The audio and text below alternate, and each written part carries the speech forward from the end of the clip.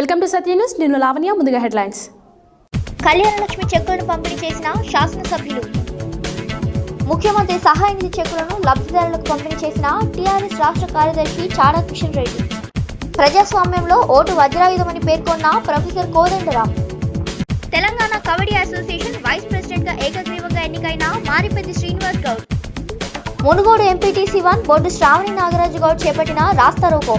స్పందించి రోడ్డు మరమ్మతులకు కావలసిన ముడి సరుకులను అందించిన ప్రముఖ రియల్ ఎస్టేట్ వ్యాపారులు.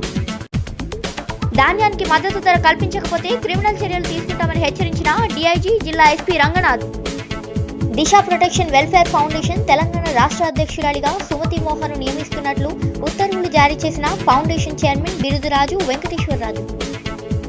గొల్ల కుర్మలను కించపరిచే విధంగా అనుచిత వ్యాఖ్యలు చేసిన ముఖ్యమంత్రి కేసీఆర్ వెంటనే యావత్ గొల్ల కుర్మ జాతికి క్షమాపణ చెప్పాలని డిమాండ్ చేసిన వీరబోయిన రవి. వరద సహాయం అందలేదని ఎమ్మెల్యే కార్యాలయాన్ని ముట్టడించిన వరద బాధితులు. యాదగిరిగుట్ట శ్రీ లక్ష్మీ నరసింహ స్వామివారి పుణ్యక్షేత్రంలో ప్రత్యేక పూజలు నిర్వహించిన భక్తులు.